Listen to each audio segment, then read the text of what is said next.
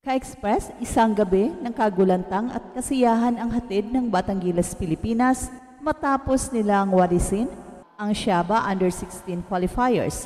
Pero higit pa sa panalo ang naging highlight ng laban. Ang isang 16 years old na binatilyo na may taas na 6'7" ang biglang pumutok sa eksena at ginulat ang buong Indonesia. Pangalan pa lang parang artistahin na, Prince Carreño. Pero huwag kayong palilinlang sa pangalan dahil ang batang ito ay hindi lang prinsipe sa pangalan, hari siya ng shooting sa larangan ng basketball. Sa harap ng punong Branzigiao Convention Center, kung saan karamihan ay mga kababayang sabik sa aksyon, tila roller coaster ang naging takbo ng laban. Ang Gilas Youth, bagamat undefeated, ay nahirapan kontra sa masigasig at pusong lumalaban na Indonesia. Halos mukhang matatalo pa nga tayo, pero sa huling quarter, umangat ang tunay na puso ng mga Pinoy. Sa pangunguna ni Prince Carreño, nagtala siya ng 15 points, pinakamataas sa team, isang teenager na hindi lang marunong tumira mula sa labas, kundi marunong ding tumapos sa ilalim ng ring. At isipin mo Ka-Express, 16 years old pa lang siya, at may posibilidad pa siyang tumaas hanggang 7 feet. So imagine mo na lang ang kombinasyon ng taas, skills at shooting, pwede siyang maging future face ng Gilas Seniors. Pero balikan muna natin ang kabuuang kwento ng laban. Sa unang quarter, mabilis ang palitan ng puntos, mabilis na nag-adjust ang Gilas, pero hindi rin nagpahuli ang Indonesia. May mga moments na parang sila pa ang mas disiplinado, tumira mula sa labas, sumalaksak at kumuha ng offensive rebounds na tila tayo pa ang kinakabahan. Si Sebastian Cabanero at Benjamin ay nagparamdam ng hustle sa simula pa lang, pero hindi rin nagpahuli itong si Prince Carreño. Napaka-agresibo sa ilalim, mabilis mag-cut at matulin bumalik sa depensa. Pagdating ng second quarter, parang nahanap na ng Gilas ang rhythm nila. Nakapag-adjust na rin ang depensa ng kalaban at unti-unting nakuha ang momentum. Pero hindi pa rin kampante ang mga manunood dahil close pa rin ang laban.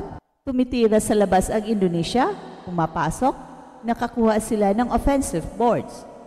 Pero dito na rin natin nasilayan ang clutch plays ng Gilas, lalo na si Jolo Pascual na nag-slice through the defense.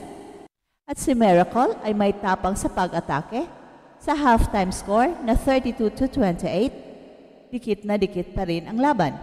Mula sa dugout, late lumabas ang Gilas, parang may pinag-usapan, may ina-adjust, may binago. Paglabas nila sa third quarter, ibang Gilas na ang nakita natin.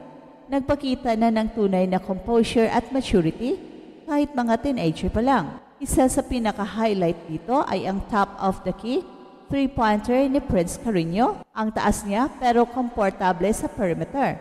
Parang si Carl Tamayo ang dating, pero mas matangkad at mas athletic. Sumabay dito ang hustle ni Cabanero na halos lahat ng loose ball ay nilundagan. Ang mga rebounds, steals at extra passes ay unti-unting nagpapababa sa confidence ng kalaban. Lumamang na tayo sa third quarter, 57-47, pero alam nating hindi pa tapos ang laban. Sa fourth quarter, dito talaga sumabog ang Gilas ng Gilas. Kahit na ilang beses lumapit ang Indonesia, hindi na tayo bumitaw.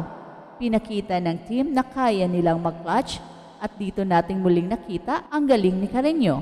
Hindi lang siya shooter, may mid-range game, may post move at may depensang nakakagulat. Ilang beses siyang nag-contest ng tira at nag-secure ng rebound. May isang sequence pa na bumitaw ng mid-range jumper pagkatapos ng quick trap pass mula kay Cabanero. Wala ng hesitation, swabing-swabe ang bitaw. Habang papalapit ang endgame, tumataas ang tensyon, tumira ng 3 si Miracle at pumasok, napasigaw ang crowd. Sumunod ang drive ni Mendoza, napakagandang finish, habang umiwas sa depensa. At nang pumasok na ang huling 2 minuto ng laban, hindi na pinakawalan ng Gilas ang lamang. Si Travis Pascual, Ethan Tenchi at De Los Reyes ay sabay-sabay na nag-step up.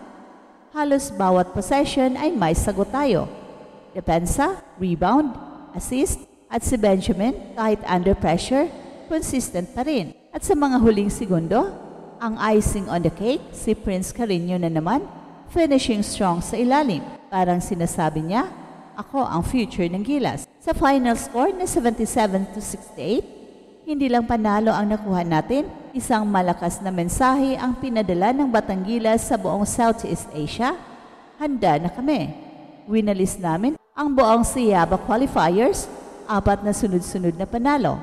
At sa likod ng tagumpay nito ay ang mga batang higante na si Prince Carreño na siguradong magiging inspirasyon sa maraming kabataang nangangarap na maglaro para sa bayan.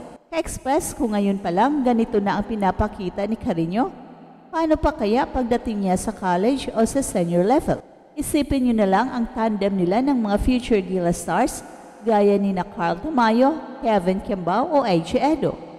Pwede tayong magkaroon ng frontcourt na hindi lang matangkad, kundi may tira sa labas, may depensa at may basketball IQ. Kung totoo nga ang hinala na baka abutin pa ni Prince ang 7 feet, pag magka-growth spurt uli, baka siya na ang magiging piece na hinahanap-hanap ng Philippine basketball. At hindi lang ito kwento ng individual brilliance, isa itong patunay na may direction ang grassroots program ng Pilipinas. Sa ilalim ng maayos na coaching at sistema, nakikita natin ang resulta. Disiplinado, team-oriented at clutch na Batang Gilas. At sa bawat panalong ito, bit-bit natin ang dangal ng Pilipinas. Kaya kung ako sa inyo, simula ngayon, tutok na tayo sa journey ni Prince Carreño. Tandaan ang pangalan dahil hindi magtatagal, marinig na natin yan sa mga headline, sa mga sports show at sa mga palakpakan ng buong bansa. At kapag mangyayari na yon, masasabi natin, kasama tayo dito sa unang naniwala. So ka-express sa bawat salpak ni Prince Carreño sa ilalim, sa bawat bitaw niya ng 3-point shot at sa bawat rebound na kanyang sinungkit, isang malinaw na mensahe ang ipinapadala ng Batang Gilas, may kinabukasan ang Philippine basketball. Hindi lang ito panalo sa scoreboard, kundi tagumpay ng isang buong sistema na patuloy na humuhubog ng mga batang atleta at handang magsakripisyo ang lahat para sa bandera. Si Prince ay hindi lang simbolo ng talento, siya ay patunay na kapag binigyan ng tamang suporta at training ang kabataan, kayang sumabay sa pandaigdigang kompetisyon. Sa laban kontra Indonesia, hindi lang sila basta nanalo, pinatunayan ang Gilas Youth na may puso, may disiplina at higit sa lahat, may lalim ang kanilang roster. Walang superstar mentality, puro teamwork, puro hustle, at lahat handang mag-step up. At eto ang Express Info na kung saan bawat kwento, ginulat ang mundo. And don't forget to like and subscribe.